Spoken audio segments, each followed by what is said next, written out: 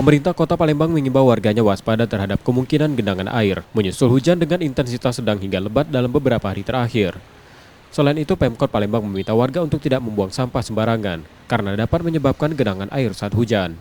Pemkot juga melibatkan Dinas Pekerjaan Umum dalam upaya mengantisipasi potensi genangan air selama musim hujan. Rekan-rekan dari PU juga siap untuk menghadapi musim hujan ini. Mobilisasi sudah siap, insya Allah mudah-mudahan, dan paling tidak sekali lagi mengurangi titik-titik tergenangnya air, bukan banjir, tergenangnya air ketika hujan deras di Kota Palembang.